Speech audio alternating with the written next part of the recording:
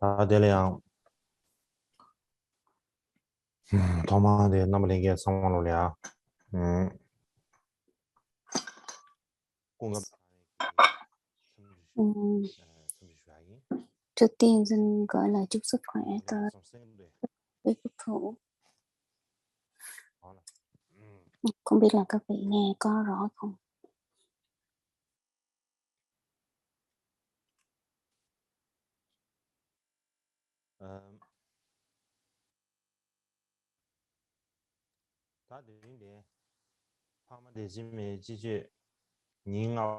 Hôm nay là pháp hội mùa xuân ngày thứ 5.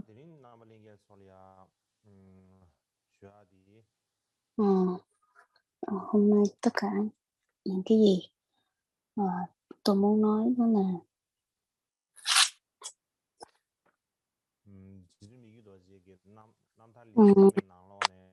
những thiện nghiệp, tiểu sử cuộc đời giải thoát của ngài.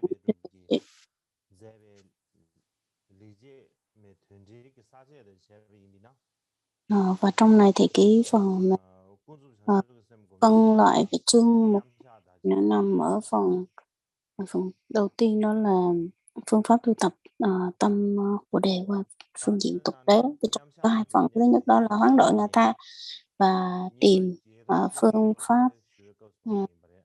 loại bỏ những nghịch duyên. Và trong này, trong phần thứ hai này có 10 phần. Phần thứ nhất đó là phương pháp tu tập là những sự cám dỗ về tài sản vật chất. Cái này đã xong rồi. Phần thứ hai đó chính là những sự tổn hại đối với mình. Phần thứ ba đó chính là phương pháp tu tập và sự khen chê.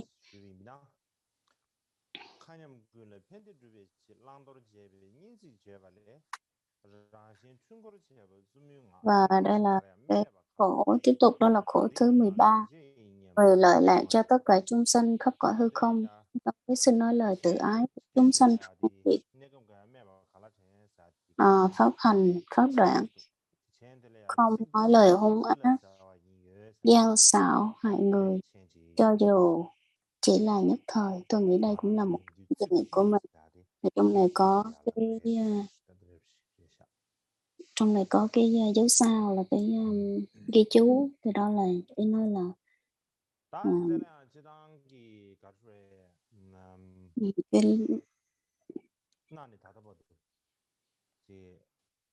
ý nói là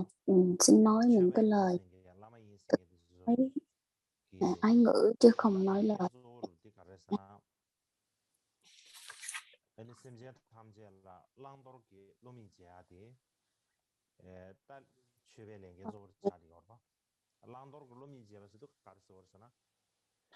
Thông thường những người thầy giáo pháp thì chúng ta lúc quan tâm tới cái hành động mà hiện làm để mà đoạn bỏ đi những cái pháp ác, hành động ác. Và rất nhiều người cũng hướng con người theo hướng mọi những cái người lãnh đạo cũng hướng mọi người theo những cái hành kiểm như vậy. Nhưng mà mặc dù chúng ta thấy có những người mang danh là Lama hoặc là những người mang danh là tu tập thực hành giáo pháp, nhưng mà trên phương diện của thân khẩu và ý thì không có thể hiện cái sự một người có đầy đủ giới luật hoặc là một người giới hạnh, không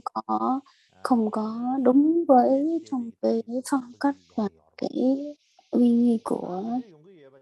giới luật của Phật đề ra, hoặc là nó đi sai với những cái lời dạy của Phật. Thì họ làm như thế nào để mà có thể thể hiện được như vậy, thể hiện cái sự giả trang thiền tướng, giả trang hiền tướng hay là giả dối che mắt thiên hạ, hoặc là cố gắng dùng những cái sự mà mọi cái phương pháp họ có thể để mà cố gắng thể hiện ra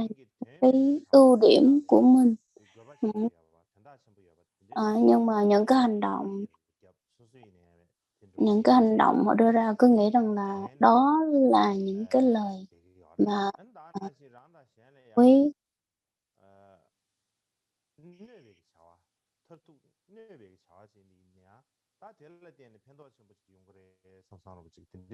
ừm, và những cái hành động cứ tưởng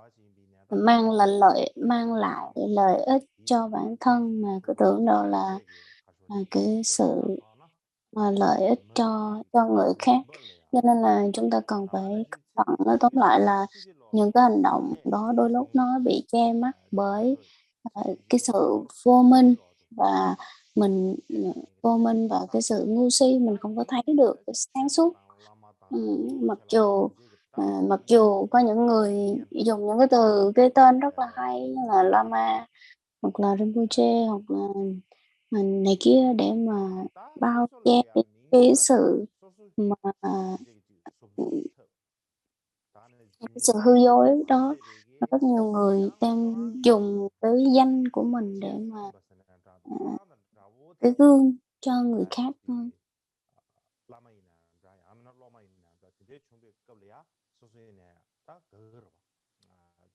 Ai cũng vậy, người ta sẽ rất là vui và vui vẻ khi mà dùng những cái hành động tự thân mẫu và ý để mà gọi là giống như xiển dương giáo pháp và gọi khen lẫn nhau,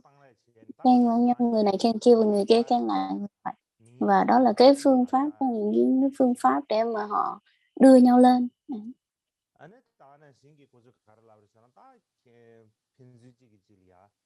Cũng vậy, khi mà họ họ sẽ khen nhau rồi. Đây là những cái hành động rất là đáng tán thán, một người rất là phù hợp và một người rất là đang đi theo giáo lý của Đức Phật, một người rất là đầy đủ giới hạnh này kia. Người đầy đủ bố thí ba la mật, người có đầy đủ tâm bồ đề và thực hiện những cái hành vi đi ra vào cái hành động giải thoát của mình. Nhưng mà đây là những cái điều người ta khen lẫn nhau để mà đưa cho cái danh vọng đó nó được phát triển thôi. Nhưng mà khi mà một người có cái sự tu thực sự, người ta nhìn vào những cái hành động như vậy, người ta sẽ có một cái đánh giá rằng là các vị này làm như vậy là không đúng và không đúng với những cái giới luật của Phật dạy đâu. Nhưng mà khi mà họ nghe lại những cái lời đó như vậy thì phán xét như vậy thì họ nói rằng ơi các vị không có biết gì đâu, phải xưng tán những cái lời dạy của Đức Phật, đó là những lời Đức Phật dạy, cho nên mình cần phải gọi là xưng tán tán thán lẫn nhau. Nhưng mà họ không biết rằng là họ ờ, đang chiều cho cái bản ngã của mình, và dường như không có đi. Cũng có người nói rằng là những cái lời Phật dạy bây giờ rất là khó để thực hành rồi, và cần phải đi sát theo những cái lời dạy của bậc thầy, bởi vì những cái lời dạy của Đức Phật nếu mà thực hành cho đúng đắn thì rất là khó, và đối với cái thời đại hiện tại nó rất là khó để mà thực hành, nên là phải nghe theo lời thầy, nghe theo lời của vị thầy của mình. Nhưng mà họ không biết rằng là khi mà nghe theo lời của cái vị mà bổn sư của mình, vị guru của mình, thì rằng là ờ, ờ, nó chỉ là bám chấp vào cái của mình thôi, chứ nó không có toát lên được cái ý của những cái lời của dạy của Đức Phật. Cho nên đó là những cái hành động mình cảm thấy rất là lừa dối lẫn nhau.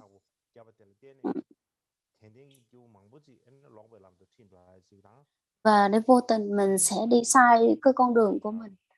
và lừa dối hết rất là nhiều người, như là dẫn dụ mọi người đi sai con đường. Nhưng mà đối với ngài Michio Tuche thì à, ngài đã không có bất kỳ một cái hành động nào mà tỏ ra cái việc lừa dối mọi người hoặc là lừa dối thính chúng đồ chúng hết. Dù trong hành động, dù trong tư tưởng cũng không có. Ngài dạy như thế nào? Ngài dạy rằng là nếu như mà Ngài nói rằng là nếu như mà chúng ta hiểu sai về giáo pháp của Đức Phật thì chắc chắn là mình sẽ hướng dẫn người khác mà cũng sai luôn.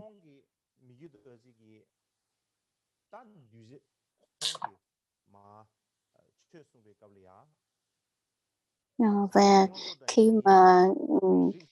mà Ngài nói về giáo pháp thì tất cả mọi thứ đều hướng con người thực hành giáo pháp rồi chúng đi về cái việc rằng là làm sao để mà làm lợi ích và cho đội chúng được hiểu được rằng là cái tầm quan trọng của cái việc tái sanh về cái cõi làm người, tái sanh về làm người hoặc là tái sanh về cái cõi cao hơn nó quan trọng như thế nào, và lúc nào từ hành động, từ lời nói cũng đều dẫn chứng trực tiếp từ những lời dạy của Đức Phật, trích từ những lời dạy từ trong kinh điển mà ra.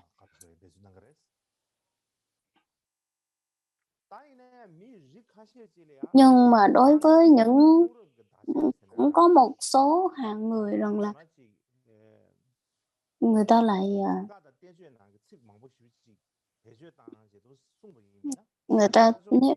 những người cũng có một vài hạng người nếu như mà mình đưa ra những cái dẫn chứng trực tiếp từ kinh điển thì họ sẽ không có hiểu, cho nên đối với ngài Mikkyutoje thì đối với những cái hạng người như vậy thì ngài sẽ giải thích rất là ngài giải thích rõ hơn, hoặc là lồng nó vào những cái câu chuyện vui để mà giải thích cho họ hiểu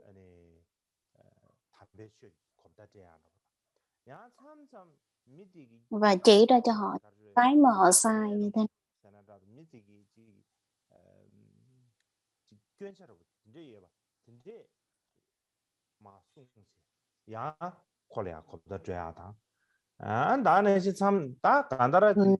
Và những cái hành động như cái câu chuyện vui, những cái câu chuyện dí dỏm trong cái cuộc sống đời thường của mình, cái cách nói chuyện trong cuộc sống đời thường như thế nào, Ngài đã cố gắng lồng vào dùng những cái phương pháp như vậy để mà hướng dẫn cho những người mà khó hiểu về kinh điển, những cái lời dạy trực tiếp từ Đức Phật có hiểu Ngài dạy như vậy. Nói tóm lại thì là những cái hành động của Ngài Mikkyutoje dù những người nào mà căn cơ trình độ như thế nào thì Ngài cũng đã cố gắng dùng mọi phương pháp, một cái tấm lòng rất là chân thành để mà hóa độ chúng sanh bằng một cách trực tiếp hoặc gián tiếp. Nếu như mà đối phương có cái ưu điểm hay nhược điểm như thế nào thì Ngài cũng nói một cách trực tiếp để mà đưa những cái lời dạy vi diệu của Đức Phật cho họ biết.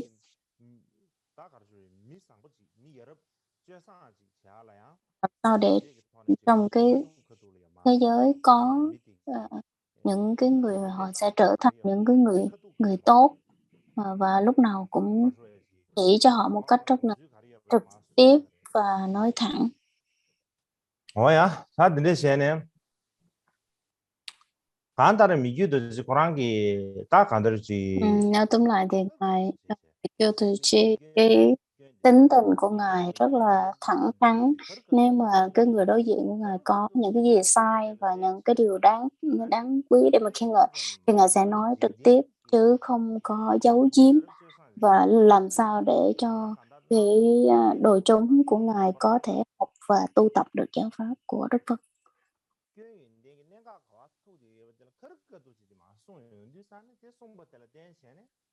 Cái sự sai lầm và cái ưu điểm của mọi người, nếu mà mình nói trực tiếp thì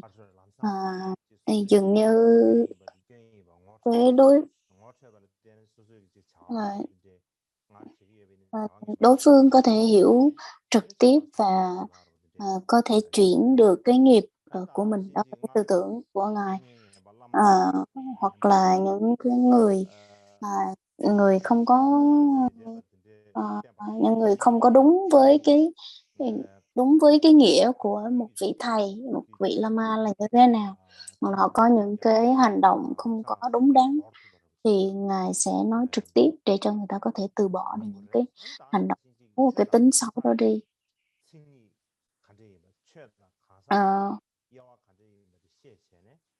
Ờ, Ngài có cái trí phân biệt được rằng là người nào có cái căn cơ trình độ như thế nào để mà hướng dẫn theo mỗi cái đồ chúng có một cái con đường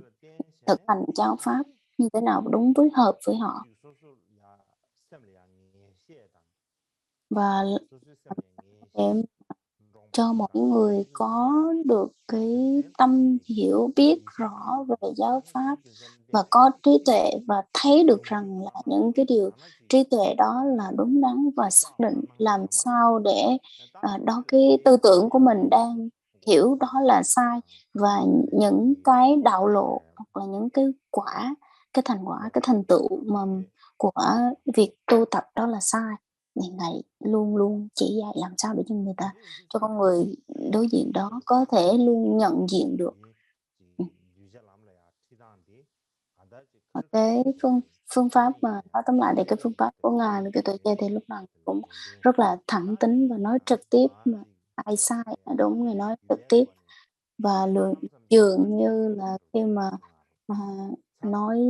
thỉnh thoảng cũng có là nói nặng, nói nhẹ, nói làm sao cho người ta có thể hiểu được làm sao thì để cho cái đối tượng họ có thể nhận diện được rằng là đây là cái lỗi lầm cần nên bỏ và đây là cái điều mà tốt cần nên thực hành. Như pháp đoạn, pháp tu như thế nào, mà lúc nào Ngài cũng làm cho người ta có thể hiểu được và nhận diện đúng với thực tế của mỗi pháp. Khi mà Ngài hành động như vậy, những cái lời dạy của Ngài như vậy, thì đối với những người có cái niềm tin kiên định, niềm tin trực tiếp đối với Ngài thì họ rất là họ thấy rằng là ôi, đây Ngài mới kêu tôi sẽ đây là một cái vị ờ, một cái vị Lama rất rất là đúng đúng với cái tư cách của một vị thầy, đúng phẩm chất của một vị thầy và có cái lòng từ bi vô lượng đối với chúng sanh. Ờ, Lúc nào cũng ờ, dạy cho người chúng biết rằng là đây là những cái pháp hành nên tu và đây là những cái pháp mà cần phải đoạn bỏ, là một người rất là trực tính. Đây là một người à, đây là xưng tánh và nói đây là một cái vị thầy đích thực và đúng là một người đệ tử của Đức Phật. Và đối với một số người mà họ theo cái sự thế tục, họ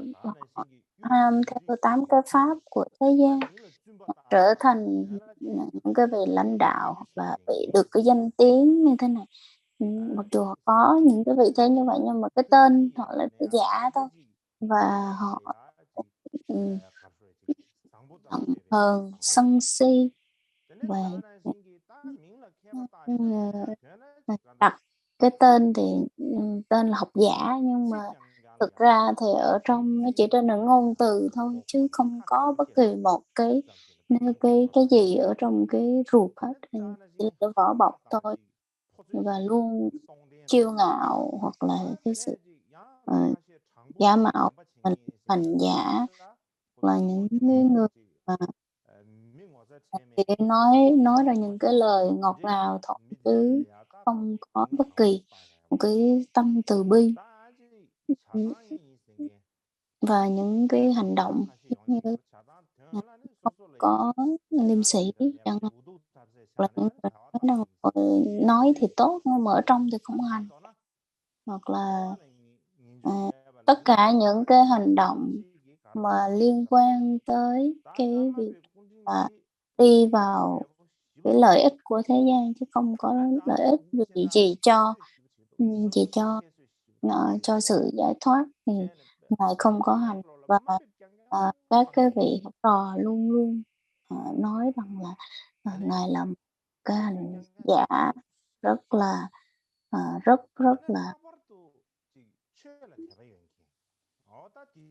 đích thực và rất là chân chánh vị trưởng tượng, và đây là một cái hóa thân đích thực của Gautama. Nhưng mà đối với bản thân của Ngài thì Ngài không có xem trọng những cái lời khen ngợi đó đâu.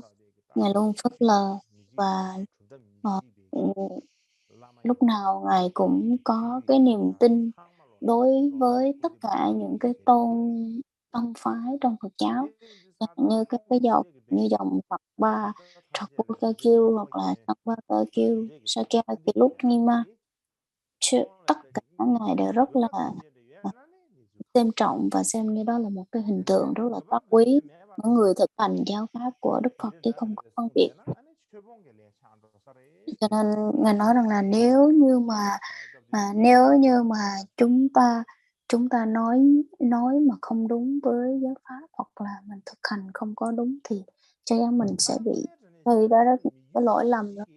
cái tội lỗi về phỉ báng chánh pháp. Đối với là cái sự mà làm sao để mà hướng dẫn cho đồ chúng đi đúng theo cái giáo lý của Đức Phật, đi đúng theo những cái lời dạy của Đức Phật.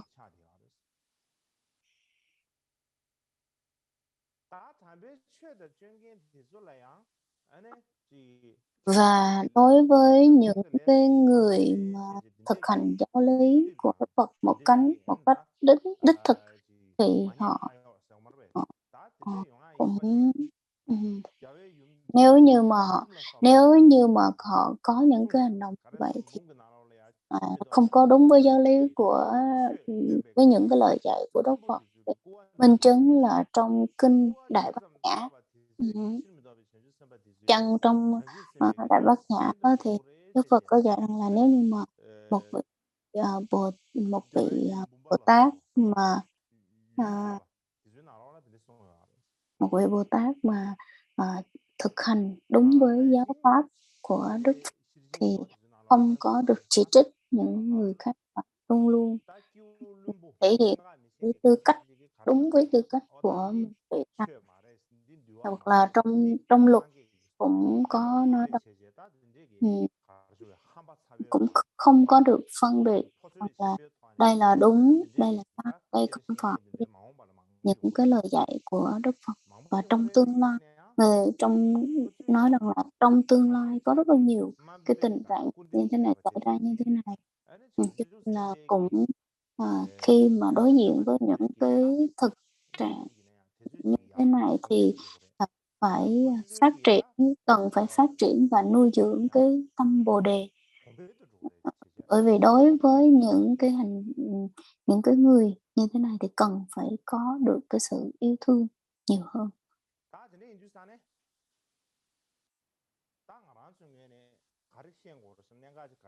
Và cái điều mà chúng ta cần phải lưu tâm đó chính là bình thường có rất là nhiều người nhận diện chấp vào cái ở đây là một vị ma đích thực, hoặc là đây là cái tâm Bồ đề, tất cái này kia, mình quá chấp vào tất cả các pháp khó đó. Họ cứ nghĩ rằng là những cái người như vậy đang thực hành đúng với giáo lý của Đức Phật. Nhưng mà đối với những cái mình hay chấp vào đó là đúng, nhưng mà cái nghiệp lực của mình không có đủ cái năng lực để mà thực hành đúng với những cái giáo lý như vậy, và đối với người khác cũng vậy. Cho nên vô tình mình sẽ khởi cái tham ái đối với những cái vị mà đang hành đúng với giáo pháp của Đức Phật. Cho nên khi mà căn cơ của mình nó không đủ thì mình sẽ khởi lên cái tâm là mình đánh giá như thế này là đúng, như thế này là sai. Mình đánh giá như vậy thì không có được. Những người như vậy thì trong kinh điển so sánh là đây là những con của ma vương.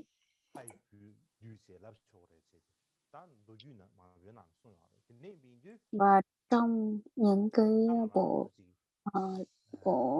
mật điển có tình nói như vậy. Cho nên là chúng ta là những người tu Phật thì phải rất rất là cẩn thận, chứ không là rơi vào cái việc con của ma vương thì là không đúng đâu. Giống như cái câu chuyện hôm trước tôi có nói đó là,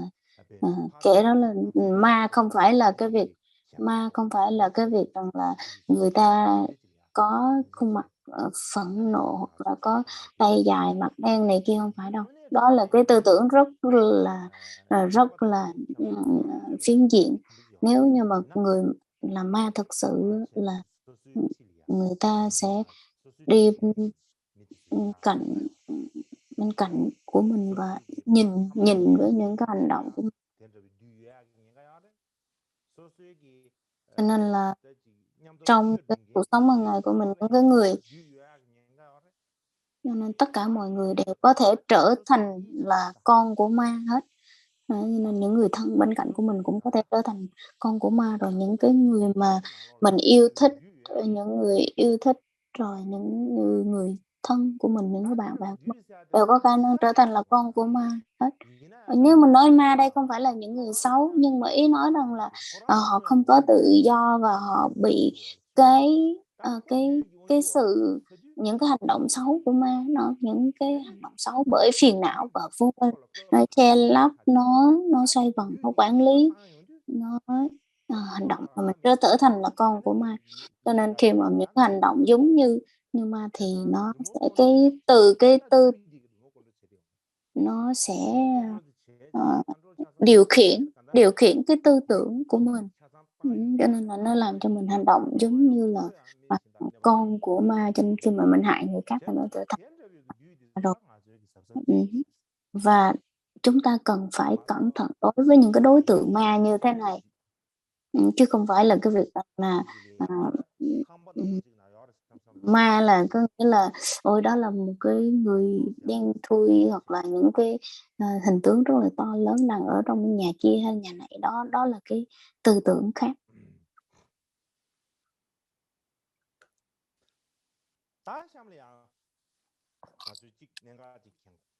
Ờ, và tiếp theo đó là một cái điểm rất là quan trọng cần muốn nhắc tới đó chính là dường như chúng ta đều có thể biết được, dường như các vị cũng đã từng nghe từ trong tất cả các cái đời của Amitabha, thì trong đó, ai là cái người mà, trước tác và, viết ra những cái tác phẩm nhiều nhất, đó là ai? Thì khi mà hỏi ra các vị có thể trả lời được hay không? Thì theo cái lịch sử khi mà mình coi, nghiên cứu về lịch sử tình thế đó là đời Ra thứ hai Kamabakshi, thì Ngài có khoảng bao nhiêu cái, tác phẩm tuyển tập của Ngài có bao nhiêu? Là so sánh với kinh điển thì so sánh, tự giải thích về cái tuyển tập của Ngài mà để mà giải thích về kinh, hơn 100 tác phẩm.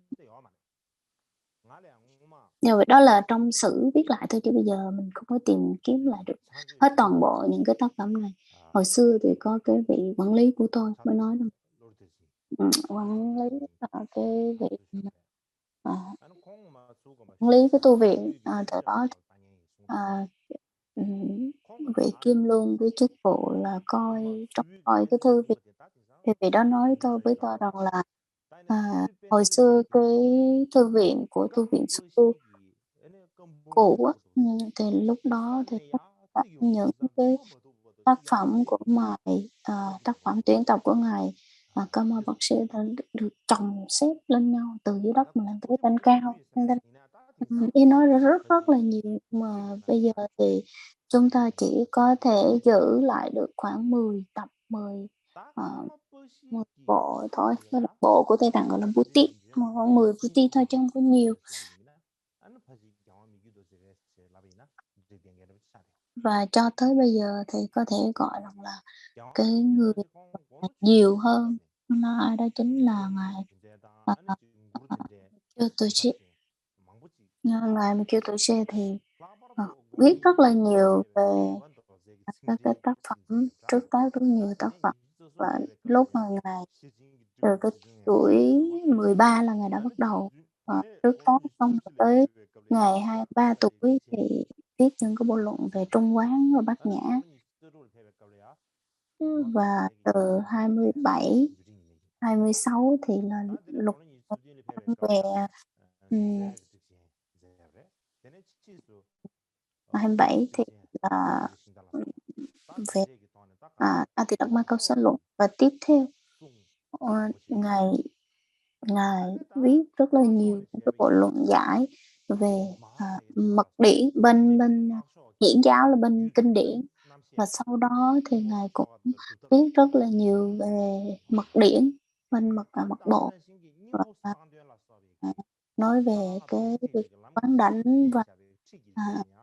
Mật Đà La như thế nào. Mà nói tóm lại về những cái tuyển tập của ngài Mitchell Tuệ Sư thì khoảng hơn 20 bộ, hơn 20 đại bộ. Thì hồi xưa khi mà tôi ở Tây Tạng thì ở tại Trebung, thì có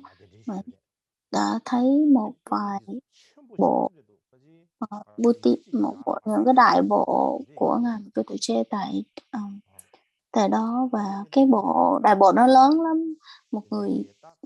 chỉ sinh được có vài bộ thôi, nó rất là lớn dài, khoảng hơn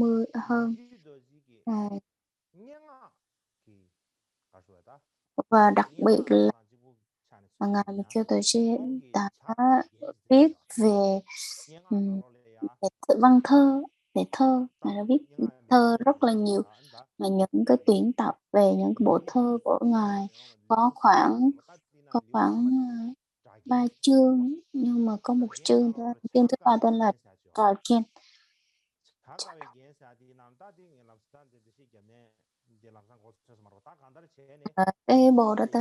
Cái chương đó tên là Trà Kiên. Giờ giải thích ra thì các vị cũng rất là khó hiểu, có nghĩa là trong đó nó có là ở giữa là có một vị làm chủ, và xung quanh rồi có 12 vị khác. Và cái cách mà mình đọc cái cách mà mình đọc những cái chương ở trong cái bộ thứ ba đó, thì nên là mình đọc từ trên xuống dưới hoặc là đọc từ dưới ngược lên trên thì nó đều có mang ý nghĩa. Cái là trong đó là cha câu.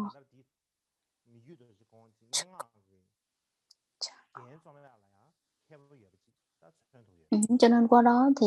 chúng ta thấy người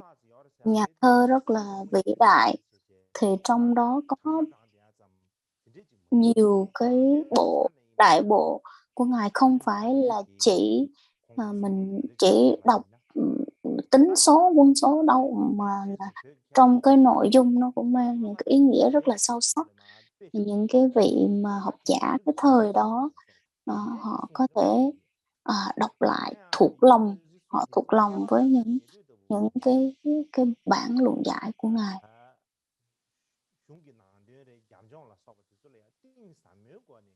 Và những cái những cái tác phẩm của ngài là mang cái sự nghiên cứu rất là sâu sắc, là dù trong cái ngôn từ hoặc là trong cái ý nghĩa của từng câu, hoặc là trong toàn bộ cái tác phẩm, nó đều mang cái ý nghĩa rất là sâu sắc hết. Nó mang một cái nét đặc trưng đối với những tác phẩm của ngài.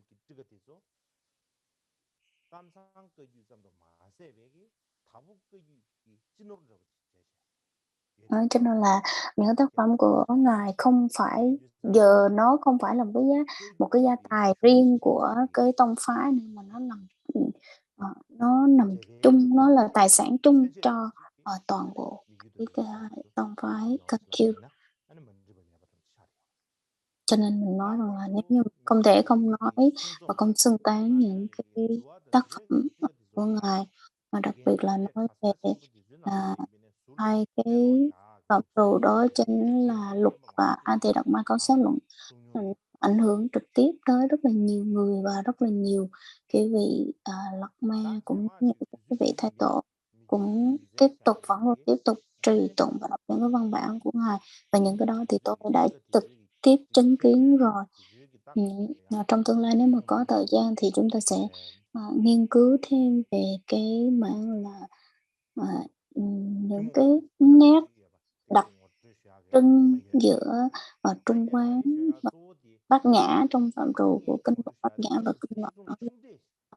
Trung Quán nó khác nhau như thế nào. Và hôm nay thì tôi sẽ nói một chút xíu những cái tác phẩm của Ngài đâu, cho chúng ta nghĩ giải lao và tiếp tục sau đó.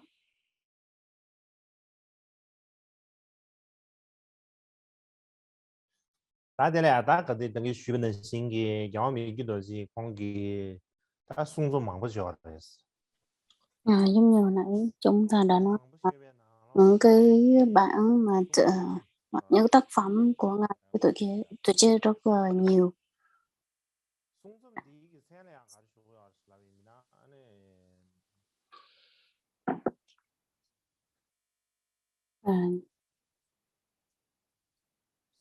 Tôi muốn giới thiệu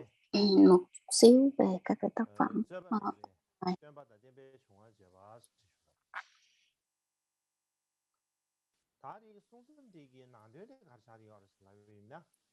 Và trong cái tác phẩm này nói những cái lời dạy, cái sự phân tích rằng là những cái lời dạy về mật pháp của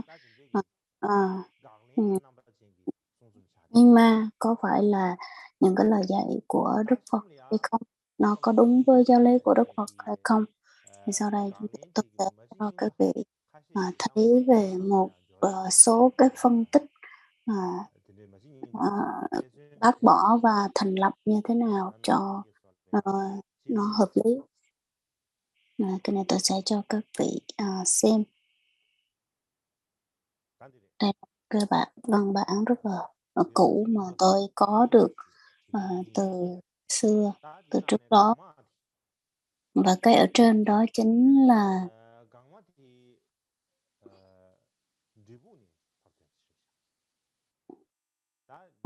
được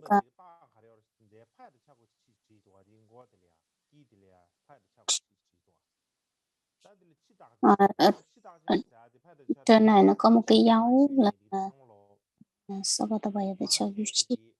nhưng mà nếu như mà tất cả những cái quyển sách nào có cái quyển có cái chữ cái dấu hiệu này thì từ cái thời của Đức Lệ Hoàng thứ 5, cái lúc mà xảy ra chiến nạn đó thì đã được những cái bộ sách thánh điển như thế này được di chuyển về cái vùng cái tu viện đó, và đều có những cái dấu ấn như thế này, cho nên là đây là một trong những cái ấn tích đây là những cái văn bản rất là cổ, hơn 360 năm về trước.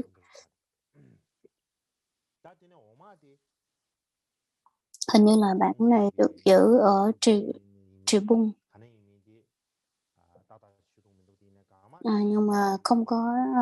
chắc lắm. Nhưng mà đây là chắc chắn là một trong cái bản rất là cổ được lưu ở ngài Michio Tse thì có những cái tác phẩm rất là cũ, rất là nhiều, và đặc biệt đó chính là tôi muốn đưa cho các vị thấy được cái vấn đề đó là cái sự phản bác và thành lập của ngài. Đó chính là hai lý do. Cái lý do nhất đó chính là nó liên quan tới cái chủ đề của cái đợt phát hội. Cái lý do thứ hai đó chính là những cái quan điểm bác bỏ và thành lập trong những cái tác phẩm của ngài nó rất là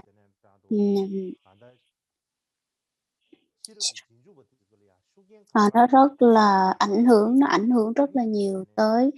những cái đồ chúng, những người đệ tử thời hiện nay, đối với những người tu học cũng như những người có nghiên cứu về ngài. Cho nên là tôi trình bày ra đây là nó có liên quan với cái chủ đề ngày hôm nay, chứ không phải là không có. trước trước trước khi trình bày thì tôi muốn nói tới cái tính cách cũng như cái con người của ngài Mikio Toje. Nếu như mà mình biết được cái tính cách và cái phong cách của ngài thì khi mình đọc những cái tác phẩm mà ngài viết thì chắc chắn là mình sẽ hiểu được cái mối liên hệ giữa cái tính cách của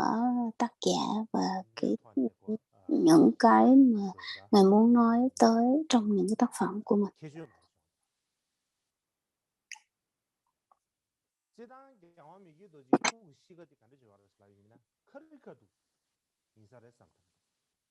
Ngài Mikio Toje thì cái tính cách của ngài là một người rất là thẳng tính và trực tính, chứ không bao giờ có cái sự bẻ,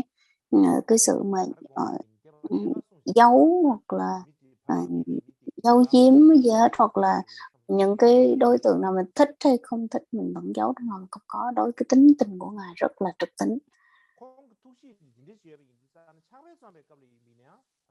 Cho nên là khi mà cái tính tình của ngài trực tính như vậy thì khi mà ngài viết những cái tác phẩm như thế này thì chắc chắn rằng là nó thể hiện đầy đủ cái việc rằng là những cái tư tưởng trước đó, hoặc đối với các vị tiền bối trước mà ngài cứ cảm thấy tư tưởng này không vừa và nó không đúng thì ngài sẽ phản bác một cách trực tiếp luôn. Cho nên rằng là nếu như mà mình không có hiểu được cái tính cách của ngài thì chắc chắn rằng là mình sẽ nói rằng là ôi đây là một cái vị rất là không có thích những cái vị đạo sư đi trước, hoặc là những cái vị đầy cái lòng đố kỵ chẳng hạn. Mình sẽ nghĩ như vậy, nhưng mà không phải như vậy. Ngài là một người rất là trực tính, cho nên cái chỗ nào, cái đoạn nào mà cảm thấy không hợp và cần phải làm rõ hoặc là bác bỏ thì mình sẽ biết được liền. Làm sao chúng ta hiểu được như vậy? Ví dụ như là khi mà ngài trước tác hoặc là viết những cái bộ luận như thế này thì nó hợp với cái văn bản hoặc là những cái bản kinh hoặc là cái ý của trong kinh điển hay không, thì khi mà thấy không hợp thì ngài sẽ không có nói rằng là đây là cái quan điểm của tôi hoặc đây là quan điểm của người khác đâu. Mình thấy là không đúng thì chắc chắn là ngài sẽ bác bỏ trực tiếp luôn. Cái lý do đó chính là ví dụ như ngài chỉ duy nhất không bác bỏ một vị, đó chính là vị đạo sư của mình, đó chính là Sangye Nyemba thôi, chứ còn toàn bộ từ ngài Kamatrileba hoặc là Dumodashi, tất cả những cái vị thầy khác ngài đều bác bỏ hết. Đây là những cái vị mà gọi là truyền lại giáo pháp cho ngài, nhưng mà khi thấy cái điểm nào không có hợp hoặc là bất đồng ý thì ngài sẽ sẵn sàng bác bỏ một cách rất là là thẳng tính luôn, chứ không có kiêng nể hoặc là làm gì hết. Bên cạnh đó thì cũng có một vị tên là Samayukitrapa, hoặc là vị thầy của ngài, đó chính là vị thầy của cái vị này, đó chính là Kolosunupa, cũng bác bỏ vị này ngài cũng bác bỏ luôn, hoặc là những các cái đời của Kamaba đời trước. Thứ bảy đó là Chodak Gyatso vẫn, hoặc là các cái vị như Benjen ngài cũng bác bỏ một cách rất là mãnh liệt và dường như những cái lý luận đưa ra rất là chặt chẽ. Cho nên khi mà đó là cái điều đặc biệt từ cái tính cách của ngài, và dường như cũng không có thể hiện rằng là bám chấp vào những cái tư tưởng của các cái vị thầy của mình, hoặc là không phải bám chấp tới cái là đó là thầy của tôi này kia, mà chỉ đi sâu vào cái tinh túy trong kinh luận, nó có chính xác hoặc là nó có hợp lý hay không, và với cái động cơ rằng là trong sáng và thuần tịnh thì ngài đã phân tích giáo lý của Đức Phật với cái quan điểm của mình, cho nên là đây là một trong những cái tôn chỉ, cái tính cách rất rất là đặc trưng của ngài Mikio Toje. Và ngài Mikio Toje thì giữa cái tứ y đó là y pháp, bất y nhân, y pháp và y nhân thì Ngài sẽ nương theo y pháp chứ không có theo y nhân luôn, theo người. Nghĩa là dù bất kỳ đối tượng nào phải đi sâu vào và xem xét xem những cái lời dạy của Đức Phật có đúng hay không. Cho nên là Ngài rất là phản đối và bác bỏ như Sakyapanita hoặc là Đức Bà Bổn Tông bên trên hoặc là Chế Dục Ba, tất cả đều rất là bác bỏ. Ngoài bên cạnh những cái vị mà học giả nổi tiếng này, Ngài còn bác bỏ rất là nhiều người khác và chủ yếu là bác bỏ trên cái phương diện là tư tưởng triết học. Thì trên cái tư tưởng triết học thì tất nhiên sẽ có những cái ý kiến bất đồng quan điểm với nhau, cho nên là dù các vị có uyên bác thức bên nào thì những cái ý kiến quan điểm nó tương đồng với nhau rất là nhiều, cho nên là cái này là đúng, cái này là sai, cái này là hợp và không hợp thì các vị phân tích và thảo luận rất là nhiều, chứ không phải là chỉ bác bỏ theo cái phương diện của thế tục đâu, hoàn toàn không phải là như vậy. Làm sao chúng ta thể biết được như vậy? Đó chính là trong trong cái tác phẩm của Ngài nói về cái bản xưng tán về đất nước Tây Tạng, hoặc là thì trong đó thì từ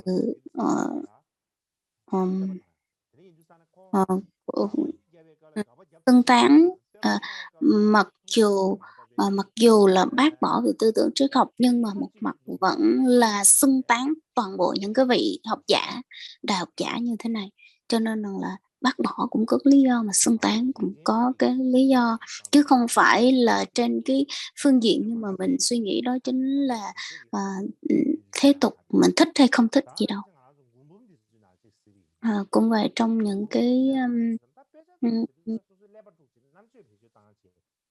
cái bản mà chứng ngộ, những cái bài ca chứng ngộ đó thì Ngài cũng đưa ra những cái lý do và dùng cái lý trí của mình để mà bác bỏ. Và nếu như mà không có đúng với cái lý luận của mình thì Ngài sẽ bác bỏ, nhưng mà ở trong những cái bản mà chứng ngộ, những cái bản mà chứng đạo ca thì Ngài đều viết về cái tính cách và làm như thế nào để mà có thể tiếp nhận được cái giáo lý của Đức Phật và thể hiện cái tính cách và cái tính tình của Ngài, làm sao để mà tin tưởng, khởi cái niềm tin đối với vị thầy của mình. Toàn bộ Ngài thể hiện cái niềm tin kiên định đối với những cái vị cái bậc thầy của mình, chứ không có một cái điểm gì về là bác bỏ các vị thầy hoặc là bất đồng quan điểm này kia, không có. Như hồi nãy đã nói là Ngài Mikyô Tuệ thì không có bác bỏ nhiều cái vị thầy của phái Sakya hoặc là Kệ Lúc này kia về cái tư tưởng triết học của Đức Quán, là bác bỏ rất là nhiều, nhưng mà cũng không có nói rằng là, mặc dù bác bỏ rất là nhiều cá nhân nhưng mà không có bác bỏ là bác bỏ Sakya hoặc là Kệ Lúc gì hết. Nhưng mà những cái tư tưởng Ngài bác bỏ về phái Nhiên Ma là còn có thật và nó ảnh hưởng, nó mang cái tầm ảnh hưởng rất là rộng lớn. Cũng giống như hồi nãy đã nhắc tới một số điểm trước đó, vì lý do gì rằng là Ngài khoảng 46 tuổi, cho tới khi mà Ngài Ngài tịch ở cái tuổi 48 và khoảng 48, cho nên trong khoảng 46 tuổi thì có một cái sự việc đã xảy ra, một cái bộ luận hoặc là một cái tác phẩm nói rằng là tác phẩm này là Ngài cái Tuệ Sư trước tác, và trong cái tác phẩm đó là nói về mật tông, mật pháp, nói về mật tông, cho nên nói rằng là tác phẩm đó thì nói rằng là Ngài đã bác bỏ phái Nhiên Ma như thế nào và nó được lưu hành khắp tất cả các cái vùng của U Dân luôn, và dân chúng đều tin rằng là những cái tác phẩm như vậy đó chính là Ngài trước tác, và người ta chửi ngài rất là nhiều, dân chúng là chửi phỉ báng ngài rất là nhiều. Nhưng mà bản thân của ngài Mikio Toje có viết những cái tác phẩm như vậy hay không? Nếu như ngài viết thì là tại sao ngài lại bác bỏ như vậy? Tại sao ngài lại phỉ báng hoặc là bác bỏ những cái tư tưởng của phái Nhân Ma như vậy? Thì nếu như mà ngài bác bỏ thì tại sao thầy làm như thế nào? Nếu như mà không nói, không bác bỏ những cái tư tưởng của phái Nhân Ma thì làm sao những cái lời này nó được viết ra mà nó được xuất hiện như thế nào? Và trước đó chúng ta cần phải hiểu được một cái vấn đề, đó chính là như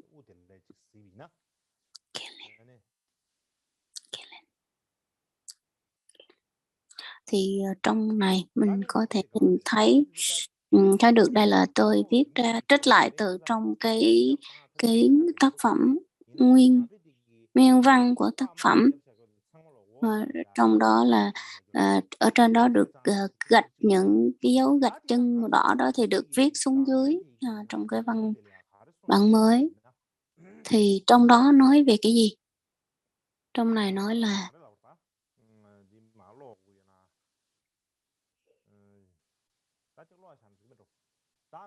có thể là phải đọc cho các vị, đọc lại cho các vị biết.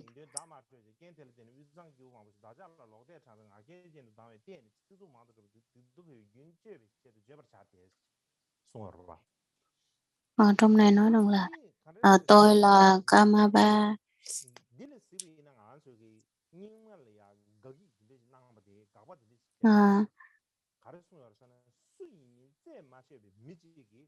Đọc lại trong cái văn bản này thì mình thấy rằng là đây là một cái văn bản mà một cái sự giả mạo là giả danh nào đó để mà lấy cái tên của ngài Mikio Toje để mà bác bỏ cái phái Nyima. Nhưng mà qua đây thì mình thấy đọc qua những cái lời như này thì mình thấy rằng là cái sự căm phẫn ở trong này nó rất là sâu sắc, cho nên là ai là người viết ra những cái lời như thế này thì mình không biết, và ai viết là dường như không có biết được. Nhưng mà cái vị này đã mạo danh ngài Kiều Thị Tre để mà viết ra những cái lời như thế này. Và tiếp theo trong cái văn bản, trong tác phẩm này nó vẫn thêm nữa, đó chính là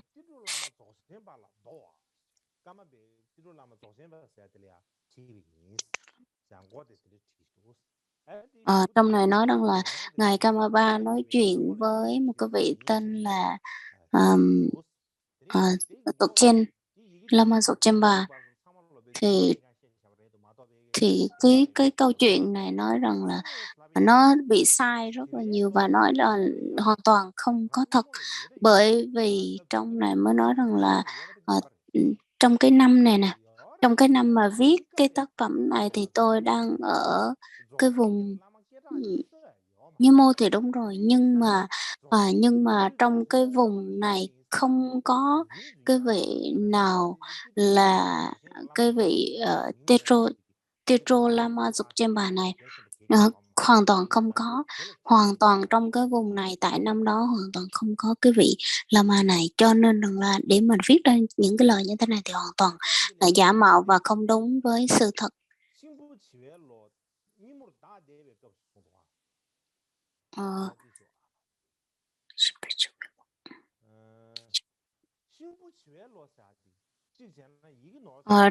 Trong này nói rằng là năm con chuột là năm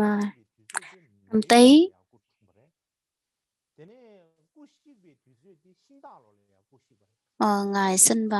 Ngài Mikio Toje sinh vào năm Tý và mất vào năm con ngựa.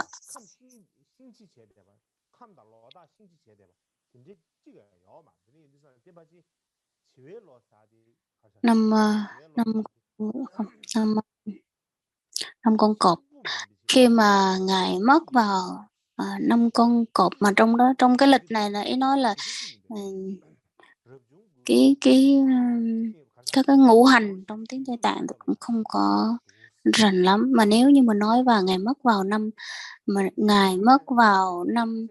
năm Dần, thì năm Dần thì rơi vào cái năm ngày 46 tuổi, nhưng mà không đúng. Từ khi mà ngài tịch thì là ngài tịch vào cái năm 48 tuổi, cho nên nó không có đúng ở đây. Vào năm và người ta phản đối rằng là vào cái năm Sửu,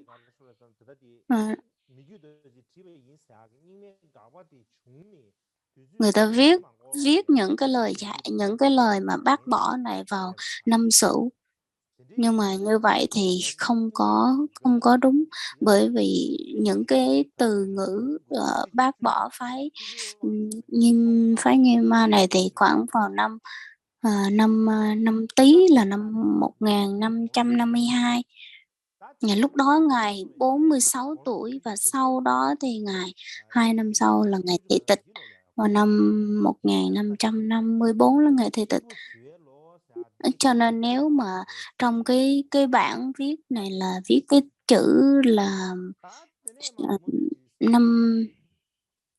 năm Tý thì là thấy không đúng, cho nên là nó có cái sự không có chính xác giữa cái năm mà viết như thế, viết vào những cái văn bản này nó không đúng, nên là mới thấy là những cái điểm sai không có điểm, không có chính xác trong những cái văn bản là như thế này.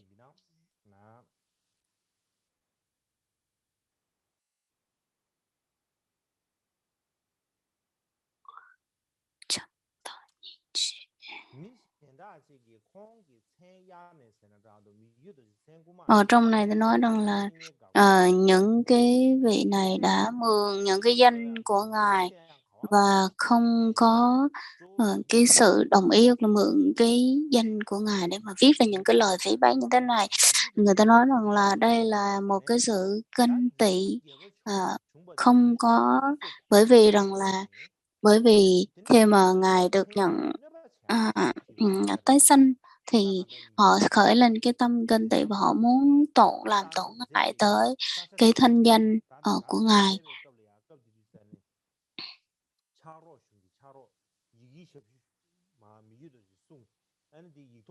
Cho nên là khi mà họ cho nên là trong đó họ để cái tên là Kama Trinle, bởi là mặc dù họ viết hết tự viết, nhưng mà họ lại để cái tên là Kama Trinle Lama Trinle.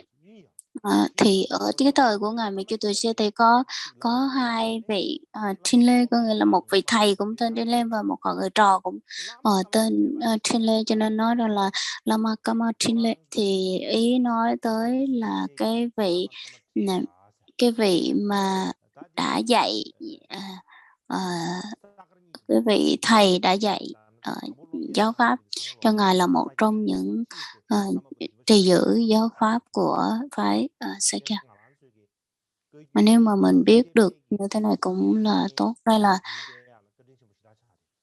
Đây là một trong những cái người rất là quan trọng trong cái phái Nyima, song với phái Kakyu.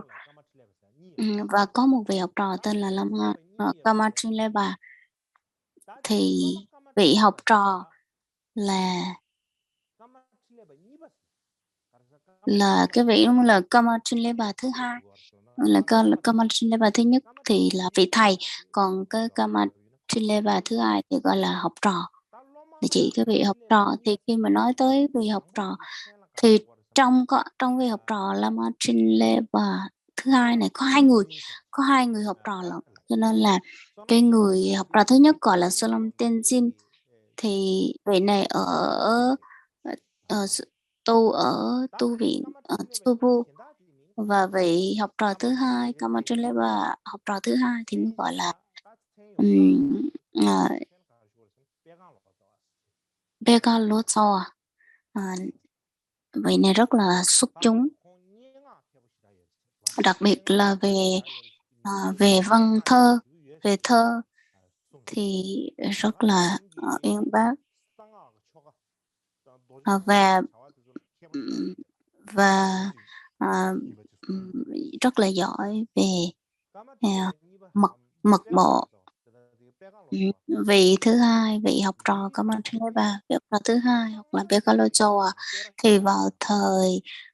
Đức Đạt Lai Lạt Ma đời thứ 5 đã gọi là rất là khen ngợi về tài năng của cái vị này.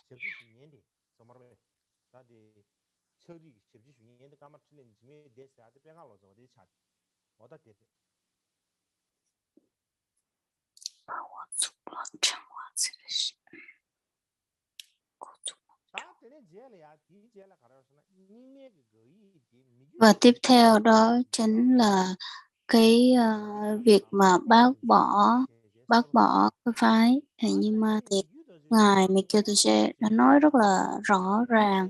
và đối với cái vị đệ tử trực tiếp của ngài là giải thích một cách tường tận là Bawasukla Trangwa, cái vị này anh giải thích rõ rằng là tại tại cái tu viện Champalin đã gặp một cái ở đó với cái sự lòng thành và cái tâm thành kính, thì ở đó có những cái tác phẩm mà vu khống rằng là ngài Mikyotoche đã bác bỏ cái phái Nyingma. Ở đó có rất là nhiều người họ viết và để cái tên mạo danh là của ngài Mikyotoche để mà để vào những cái tác phẩm như vậy. Sau đó tất cả những người thuộc Nyingma và Nyingma đều không có thích và gọi là mất tính tâm đối với ngài Mikyotoche. Nói tóm lại thì trong này nó có hai cái ý. Cái thứ nhất đó chính là một mặt đó là bác bỏ cái tư tưởng, bác bỏ cái việc rằng là một cái thứ nhất đó là nói về cái tư tưởng ngài, bác bỏ cái ý của ngài của phái Nyingma, hoặc là cái thứ hai đó là nói về những cái người khác họ mạo danh ngài Mikyotoche. Và trong những cái tác phẩm khác người ta cũng nói rằng là cũng chứng minh rằng là ngài Mikyotoche bị mạo danh và viết những cái tác phẩm không hay. Người ta mất tín tâm đối với ngài Mikyotoche rất là nhiều, và từ đó trong đó ngài Mikyotoche cũng đã đưa những cái lời giải thích, cái sự giải thích và cái câu trả lời của mình, thì ngài Bawasukla Trang Hoa cũng đã viết rất là rõ cái sự giải thích của mình đối với cái tư tưởng, đối với cái sự vu khống của ngài Mikyotoche.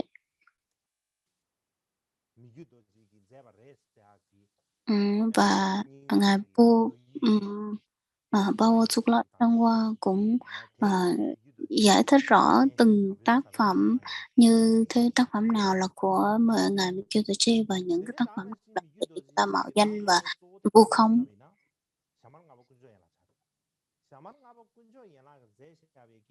Và ngài làm những cái tác phẩm của ngài Mikyotoche thì đa số là được hoàn thành bởi Sharma Konjo Giản Lập.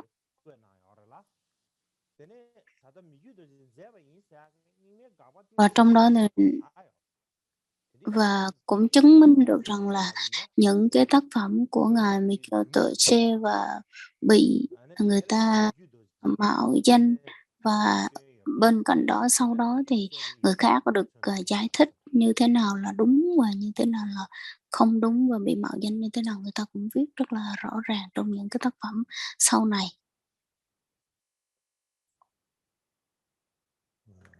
Kêu ở trong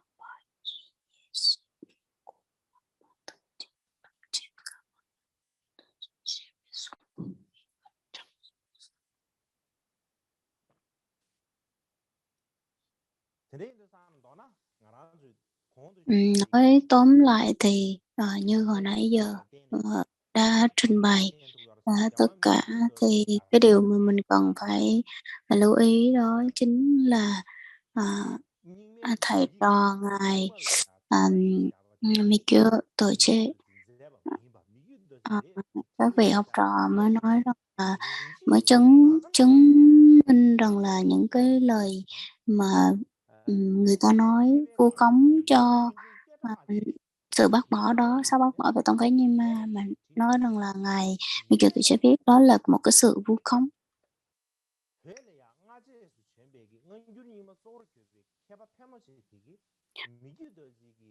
Thời thời đó thì tất cả những cái vị mà, trì giữ hoặc là đang lãnh đạo các cái tông phái thì họ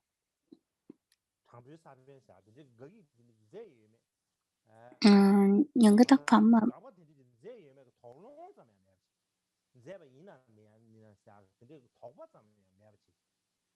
cho nên là những cái vị mà lãnh đạo các cái tông phái thời đó họ vẫn không có khởi lên một chút nghi ngờ gì hết. À, và họ mặc dù họ không có khởi bất kỳ một cái nghi ngờ nào đối với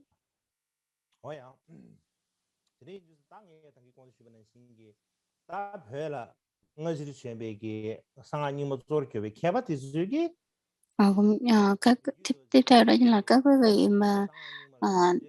tưởng thượng lãnh đạo của các cái tông phái,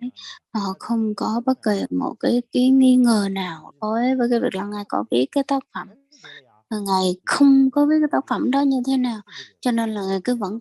người ta vẫn tính rằng đây là những tác phẩm của Ngài Mikio Tse. Cho nên là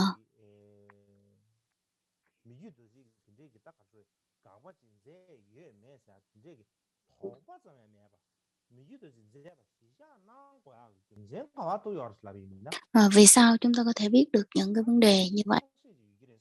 Có một vài lý do để mà làm cho người khác họ tin rằng là đây là những cái sự bác bỏ và những cái tác phẩm bác bỏ của ngài Mikio Tse. Thứ nhất đó chính là, cái cái cái tư tưởng của ngài Mikio Tse rất là rõ ràng và thẳng tính. Ngài Mikio Tse dường như không có viết ra rằng là ở đây không phải là những cái lời viết của tôi, thì ngài Mikio Tse dường như không có đọc được những cái lời, trong những cái tác phẩm như thế này, cho nên là khi mà ngài, ngài bác bỏ, tuy là ngài bác bỏ nhưng bác bỏ như thế nào và cái sự trả lời đó như thế nào thì người ta vẫn không có đọc kỹ, cho nên là người ta biết rằng là ngài Mikio Tse đã có bác bỏ nhưng mà không biết là sau qua cái sự bác bỏ đó thì ngài trả lời như thế nào, thì họ không có thấy được cái vấn đề như vậy.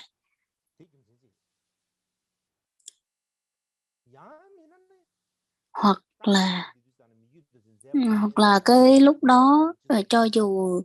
rằng ngài Mikio Tse có viết đi chăng nữa thì, cũng là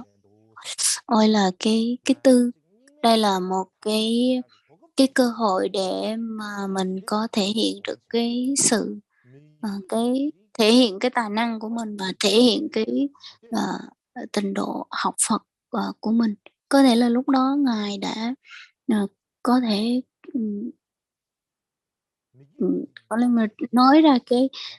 thể hiện cái tư tưởng của mình, nhưng mà,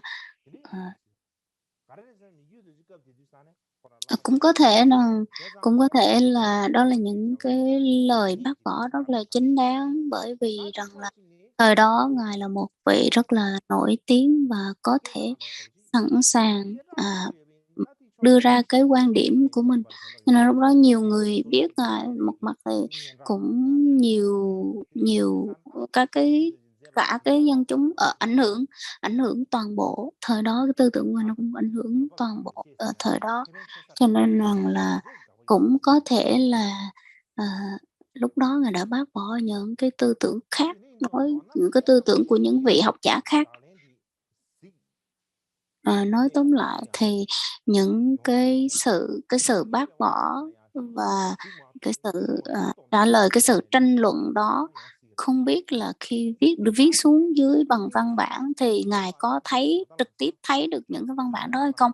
thì chúng ta cũng không biết. Và để mà nói rõ ra thì mình cũng không có thể nào, hiện tại chúng ta không có thể nói rõ được, nhưng mà có một cái điều cần phải làm rõ, đó chính là khi mà cái sự bác bỏ về phái Nhiên Ma mà ngài là cái người bác bỏ, và những cái người họ viết xuống bằng văn bản nó khác nhau như thế nào, nó khác nhau những cái điểm gì, thì qua những cái câu trả lời và cái sự lý luận đó có đúng với cái thánh ý của ngài hay không, thì cái điều đó chúng ta cần phải nghiên cứu và tìm hiểu thôi, chứ còn nói không thì mình không thể nào mà nói ra được. Sự bác bỏ về phái Nhiên Ma thì nói về một trong những cái tác phẩm của ngài phản đối và bác bỏ với Nhiên Ma, thì bên cạnh đó ngài Kyotse đã trả lời như thế nào và qua cái sự lý luận của ngài như thế nào, thì có một vài tác phẩm nói lên. Đó là cái thứ nhất, đó là Trugon Nakso Rang Trol. Thời đó ngài là một trong những cái vị rất là nổi tiếng, và nổi tiếng là thầy của ngài Kunjo Khenla. Khi mà sau một năm ngài thị tịch năm 1555, anh nói rằng là có một cái câu trả lời. Câu trả lời đó chính là nói lên rằng là cái tư tưởng bác bỏ cái quan điểm của cái phải nhưng mà sau khi mà ngài Mikio Toje thì tịch khoảng 3 năm, thì cái vị Yakte Dujin Kinro Kyeso mới nói rằng là trong cái tác phẩm của cái vị này có ghi rằng là trong này có 26 câu, trích ra 26 câu hỏi, và bên cạnh đó có luôn cái câu trả lời. Bình thường thì trong cái tác phẩm này thể hiện rằng là một cái sự hỏi và trả lời, nó có một cái sự đối đáp mà nó mang cái tính chất là ấn định lịch sử của phái Nghiên Ma. Và trước đó thì ngài cũng thể hiện rằng là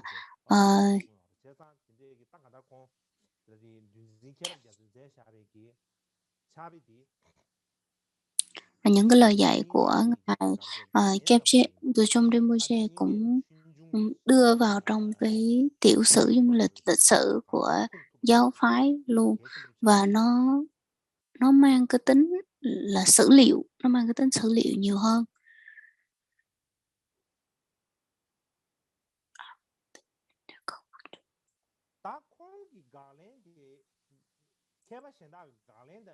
Và cái sự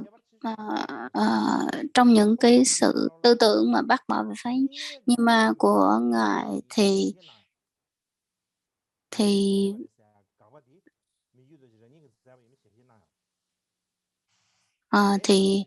trong những cái tác phẩm này thì họ chỉ nói rằng là cái sự bác bỏ thì đúng là ngài Mikio Toche đã bác bỏ, nhưng mà cái câu trả lời bác bỏ như thế nào thì dường như người ta không có giải thích, cho nên là cũng không có rõ ràng.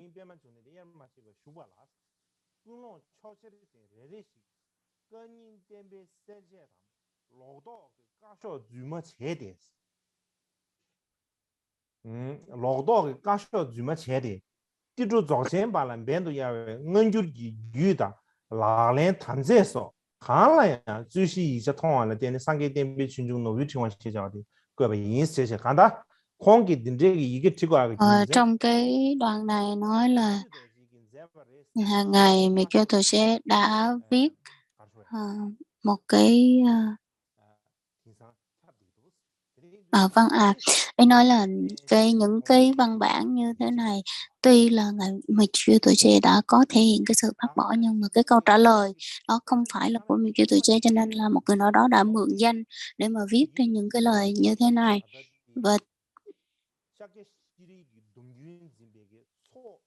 Và một tác phẩm của ngài Sakesiri mới nói rằng là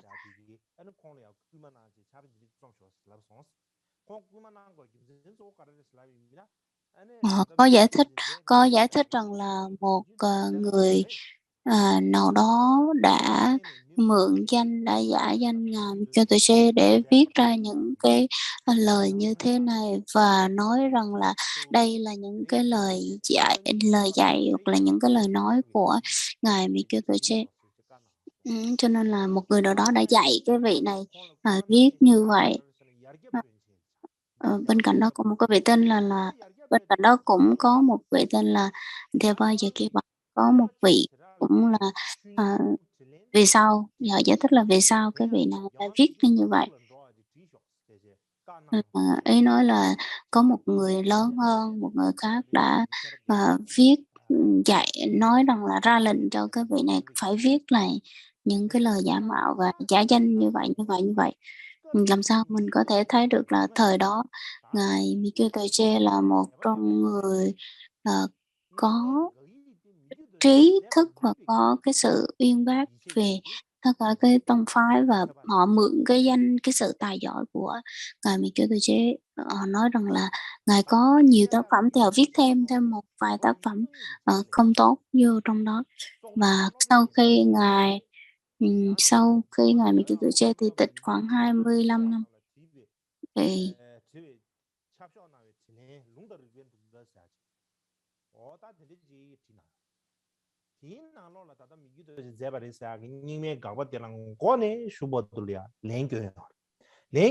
và trong cái tác phẩm của một cái vị tên là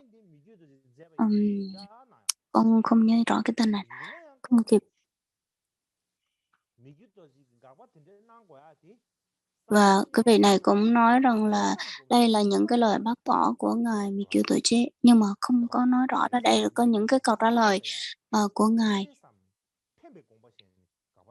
Và cái vị này giải thích rằng là ngài Michio Tuche bác bỏ và Nyingma, cái tư tưởng của Nyingma là vì cái lợi ích của giáo pháp, vì cái sự tiến triển của tư tưởng trong giáo phái Nyingma mà ngài đã bác bỏ.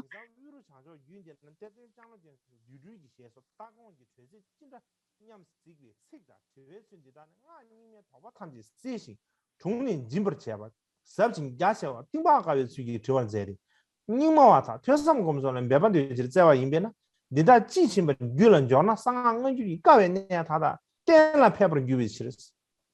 제자 다 간다 공가르소는 Và ở trong cái đoạn này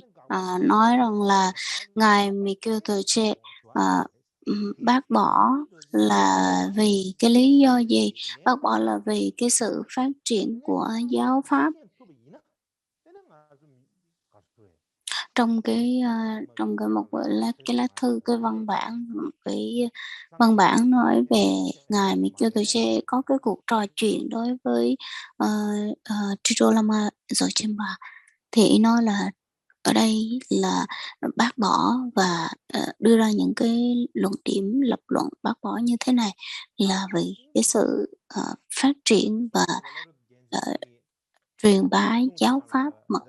của phái Nyingma mà có những cái sự việc như thế này. Tiếp theo vị Sotoba, vị Sotoba cũng nói rằng là trước khi mà ngài Michio Tuche bác bỏ, họ thấy được những cái tác phẩm mà ngài Michio Tuche bác bỏ về phái Nyingma thì họ nói rằng là trước đó họ không có biết được là cái tôn chỉ, cái ý của ngài Michio Tuche như thế nào, cho nên là họ mới thấy được rằng là những cái từ ngữ, họ cứ nghĩ rằng đó là một cái gì đó rất là châm biếm, nhưng mà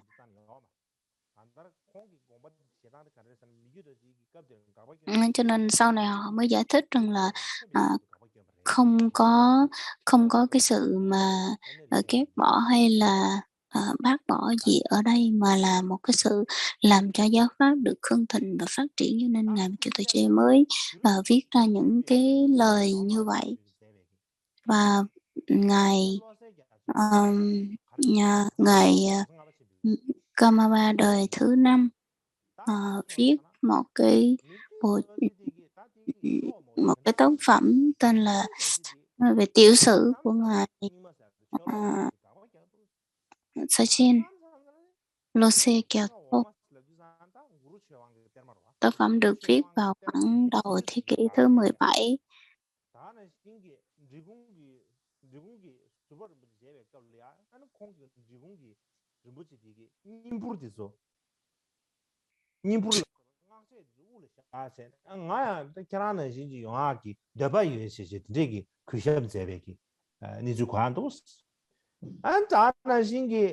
Trong này nói rằng là những cái giáo lý hoặc những cái lời dạy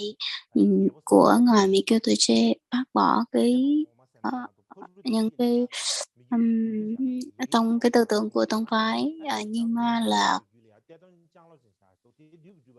không phải là cái ý của tông ý của Ngài. Và khi mà gặp vị Trì Cung Surupa thì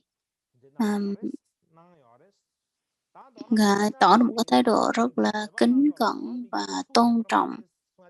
cho nên là đây không phải là một trong cái tư tưởng đích thực của Ngài. Thỉnh thoảng, bởi vì thỉnh thoảng rằng là Ngài Mỹ Kiều Tuệ Che bác bỏ về tư tưởng lạc hậu của phái Nhiên Ma, hoặc là tư tưởng của phái Nhiên Ma cái thời cổ xưa, và thỉnh thoảng thì lại xưng tán và tỏ ra một cái thái độ rất là cung kính những cái vị của phái Nhiên Ma, cho nên là không biết rằng là nó không có cái sự rõ ràng, cho nên là có một số người nhìn vào những cái hành động như thế này, họ không có tin vào đó. Và đây là những cái lời dạy của Ngài Đức Đạt Lai Lạt Ma đời thứ 5 đã nói rõ trong những cái tác phẩm của mình. Cho nên chính vì vậy mà các cái vị trưởng lão của các cái tôn giáo, của các cái tông phái khác, họ vẫn tin đây là những cái lời nói đích thực của Ngài Mỹ Kiêu Tuệ Che. Ngài Kamaba trong một tác phẩm khác của Đức Đạt Lai Lạt Ma đời thứ 5 có nói rằng là Ngài Kamaba Rong Chung Tuệ Che thì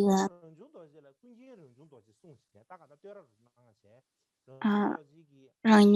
xưng tán cái vị Kamaba Rong Chung Tuệ Che.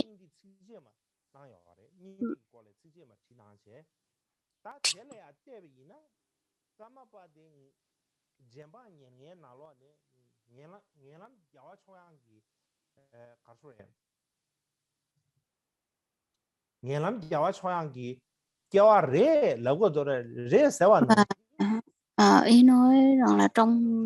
Ngài Kamaba Rong Chung Tuệ Che là được hóa thân bởi Ngài Nhện Lâm Kawachuki.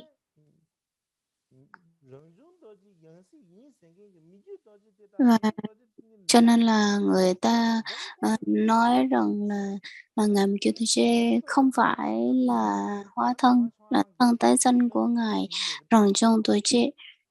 Rong Chung Tuệ Che bởi vì cái sự khác biệt quá lớn. Cho nên chính vì vậy mà Ngài Mỹ Kiều Tuệ Che đã bác bỏ cái đường lối của phái Nhiên Ma.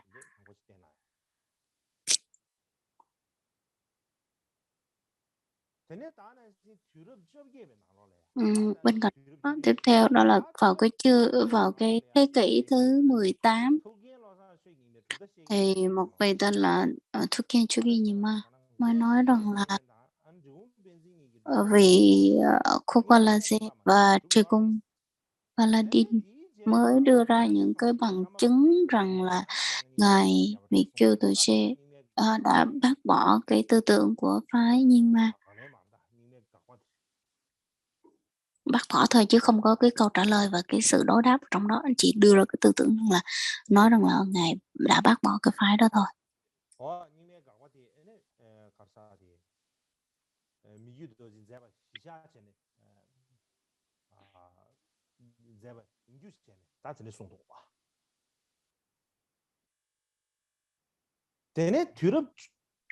Và vào khoảng thế kỷ, đó là thế kỷ thứ 18 là qua rồi, và tiếp theo đó là vào thế kỷ thứ 19. Và thế kỷ thứ 19 thì cũng có những cái tác phẩm nói rằng là Ngài Kamaba đời thứ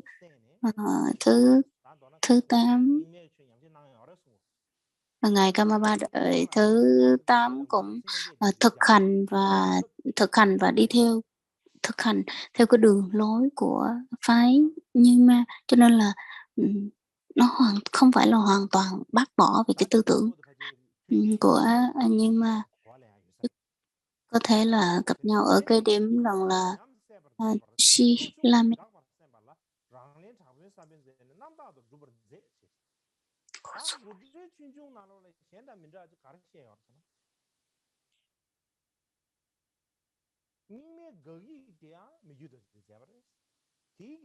Và trong này nói rằng là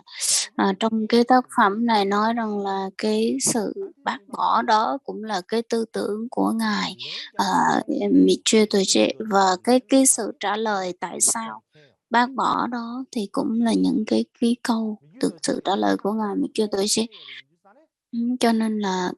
chính Ngài đã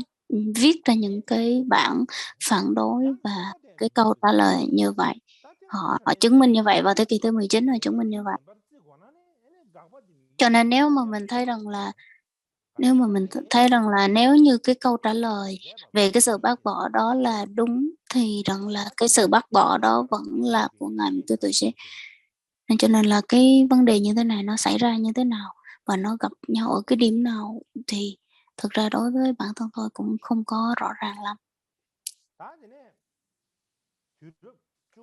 Và vào thế kỷ thứ 19 tiếp theo thì trong cái một vị là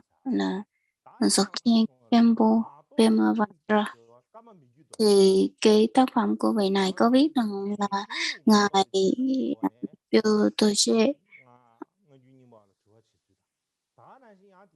đã đặt những cái câu hỏi và khởi lên cái sự nghi ngờ, nó phản đối về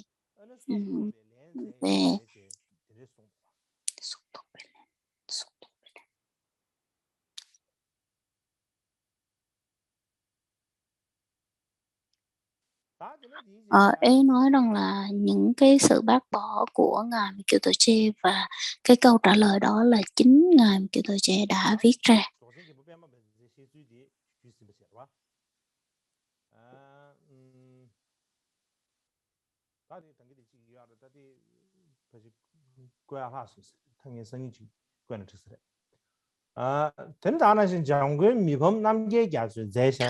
Có một chút thiếu sót ở chỗ này, nhưng mà có thể là ngày mai sẽ tiếp tục. Bên cạnh đó thì có một tác phẩm của Ngài trong Cô Miệp Hâm cùng năm kia, thì ở trong này nói tới 3 cái phạm trù, là 3 cái câu hỏi về cái sự 3 cái câu hỏi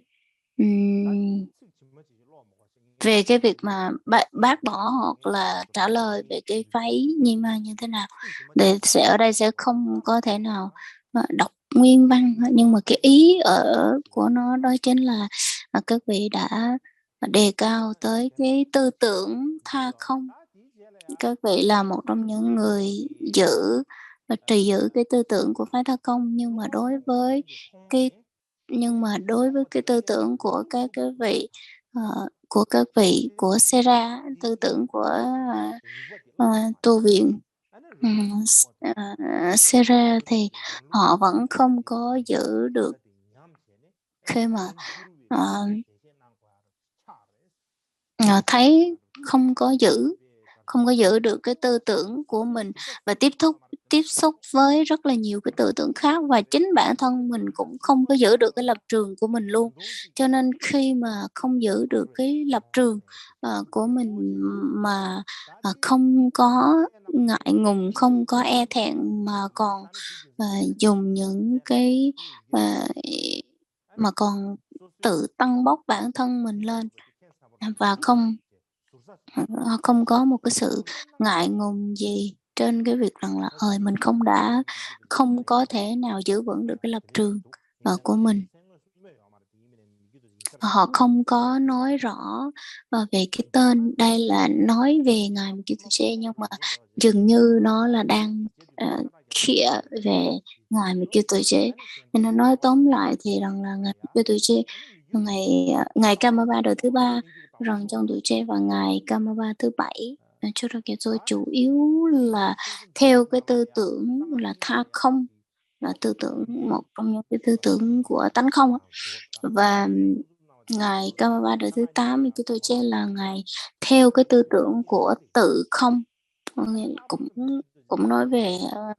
tánh không luôn. Cho nên là nó có một cái sự khác biệt giữa, nó có cái sự khác biệt rất là lớn. Và chính vì cái sự khác biệt này mà sau này những cái học giả họ cũng bác bỏ, họ cũng bác bỏ. Có những người họ phỉ báng, một mặt họ phỉ báng về Nhima, cũng có một mặt họ phỉ báng về bên cái phái Kagyu, cho nên họ mới nói rằng là ngài Mikio Tự Chế không có một cái nhìn tổng quát. Đặc biệt là trong những tác phẩm tuyển tập của ngài Mikio Tự Chế, thì trong đó có một cái tác phẩm cái tên là Keten Charewa. Và tại cái vùng vô có một cái tượng, và cái tượng đó đã bị phá hủy,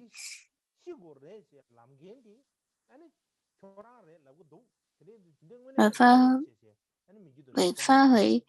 Và phá hủy như vậy thì ai là người phá hủy, thì có phải là Mikio Tự Chế không? Thì khi mà hỏi ngài Mikio Tự Chế như vậy thì ngài Mikio Tự Chế mới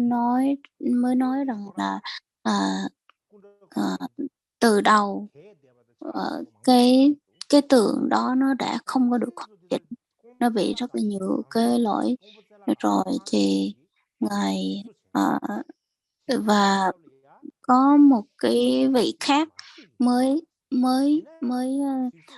gọi là tu bổ lại, và khi vô tình trong cái lúc tu bổ thì bị hư hoại và bị phá hoại đi, cho nên là họ mới nói rằng là họ mới thỉnh vấn tôi một vài điều thôi, chứ không phải là tôi là cái người mà đã phá hủy cái tượng đó đâu.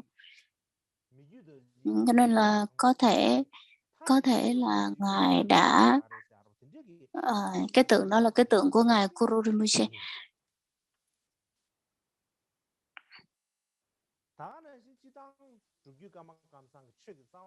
Trong cái phái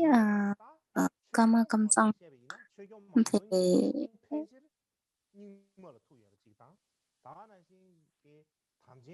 trong cái truyền thống của Kama Kamsang cũng nói rằng là ngài Kamaba đời thứ 8 cũng bác bỏ về cái tư tưởng của phái Nyingma, và những cái người đệ tử của truyền thống họ cũng chấp nhận, họ cũng cho là như vậy. Và dường như tất cả mọi người đều nghĩ và hiểu rằng là ngài Mikio Toche đã bác bỏ cái phái Nyingma. Cho nên là khi mà người khác họ nhìn vào thì họ mới nói rằng là bên cái tư tưởng của những người theo những người trong căm săn, họ không có cái trí tuệ chân chánh, họ làm cho người khác phải hiểu lầm và nhìn sai về cái phái. Nhưng mà ngài đời thứ đời thứ 9 và đời thứ 10. Không, cái Kama ba đời thứ 9 và đời thứ 10 vẫn hiểu và vẫn cho rằng là ngài Kama ba đời thứ 8 thì kêu tụi trẻ là bác bỏ cái tư tưởng của phái Nhi Ma. Cho nên rằng là cho dù là nếu mình nói với những cái người khác không phải trong cái dòng Cam Sân vẫn nhận diện, vẫn thấy được cái cho rằng là đó là cái tư tưởng của ngài. Mình kêu tụi trẻ bác bỏ thì vẫn không có sai, bởi vì rằng là cũng không thể nào trách họ, bởi vì rằng là đối với những cái người ở trong cái dòng Cam Sân vẫn hiểu rằng là ngài mình kêu tụi trẻ đã bác bỏ cái tư tưởng của Phái Nhi Ma. Cho nên rằng là hôm nay cái điều mà muốn nói rằng là đó chính là những cái lời dạy như vậy không phải là của ngài Mình Kiêu Tô Che, mà những cái người nói bác bỏ về tư tưởng của phái Nhi Ma, và cái sự trả lời đó, cái sự vấn đáp đó không phải là từ chính miệng của ngài Mình Kiêu Tô Che nói ra. Hôm nay chúng ta kết thúc tại đây.